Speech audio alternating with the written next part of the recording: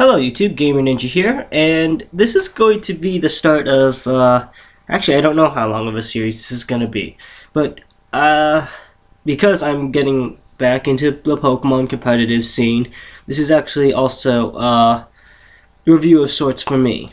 It's to help me get back into the swing of things, understand everything back over again, so this is going to be handy for me as well.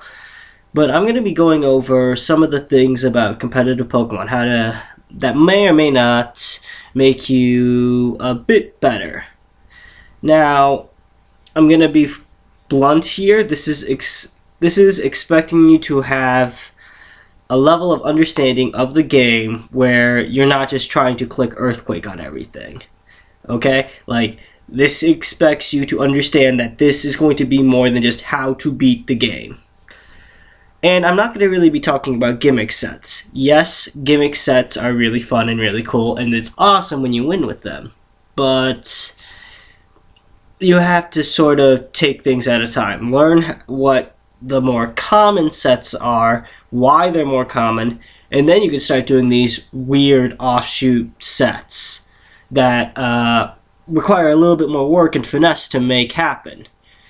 So, without further ado, let's get started here. Now, in order to... how can I put this? Okay, here's how I'll start. In a game of Pokemon, or in Yu-Gi-Oh, or whatever game you play, building your deck or building your team is probably the most important thing, no matter what you're doing. This is because no matter what you do, you can't change anything until after the match and whether you've won or lost. And you are stuck with those tools until a conclusion, basically. Well, yeah, basically until the conclusion. So, team building is ridiculously important. I'd probably put it about 60% team building and about 40% skill. Give or take some, and an invisible percent for luck, but whatever. This means that depending on the team matchup, or how well you've built your team, or how well the opponents built their team, the match may or may not already be decided. Now, when you build a good team, there's more to it than just picking Pokemon that have a bunch of different types, or even just types that synergize well with each other. You need to have a game plan, basically. You need to know what each Pokemon is going to try to do and what your entire team's goal is going to be trying to do. What is your win condition? I talked about that in the previous video. Figure out exactly what your primary method of winning is, and then try to work backwards from there. To use a team that I've been working with, I wanted to really use Lopunny, Mega Lopunny, because Mega Lopunny is really strong right now. And I just started thinking, okay, what Pokemon really help Mega Lopunny? Well, she has trouble against physical walls, so I probably should include a special attacker. Okay, then let's go from there, and just keep working backwards, and just sort of figure out, okay, now that I've added this piece, what do I now need? While keeping in mind type synergies.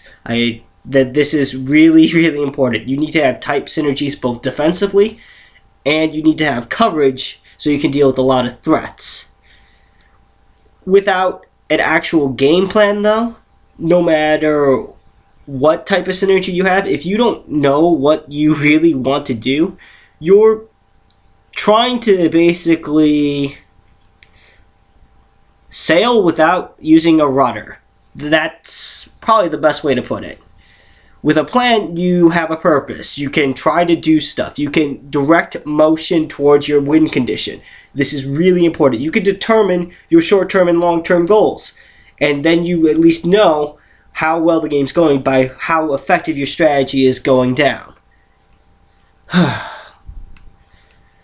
Alright then. Now from there, teams can be divided into several archetypes, and I'm going to go down into those a bit more later. How can I start this? Well, okay, we'll go over the archetypes real quickly. Stall there's stall teams, there's balance teams, or those are sort of a dying breed, kinda. There's a bulky offense, and then there's hyper aggro or heavy offense. Those are the 4 primary types of teams that you're going to run into. And some of them are fairly self-explanatory. I mean, stall, you're basically saying that I'm not going to be using as much physical attacks, or actual attacking moves, I'm sorry, rather than I'm going to focus on utilizing alternative methods of damage, be it toxic, be it burn, be it stealth rocks and spikes, and you're just going to outlast the opponent because you have such a bigger, bulkier team set than them. Balance is the jack of all trades that can go from defense to offense really smoothly. It's a bit different than bulky offense, and that's a very subtle difference, but once you understand it, it's an interesting difference, I guess is the best way to put it.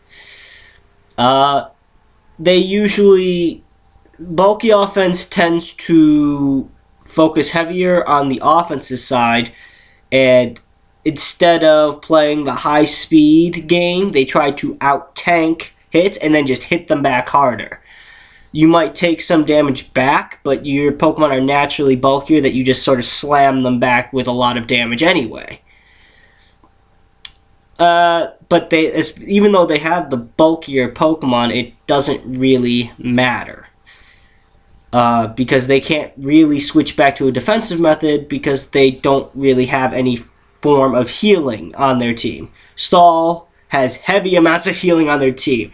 It really gets infuriating if you lose control of a stall matchup. Balance usually has some type of defensive Pokemon that has some form of sustain, be it Roost or Cover or Pain Split or whatever. And then bulky offense doesn't really have those healing tools. They focus more on the more aggro-y side of the game. Bulky offense is probably closer to the team that you would use to clear the game with. You might have these tankier Pokemon, but you're usually outbitted with offensive moves. Like, that's the kind of the best way to put bulky offense. You basically take tanky stuff and just throw offense on it and try to win that way. And it works well. I love bulky offense and balance. I usually tend to turn my balance teams into bulky offense.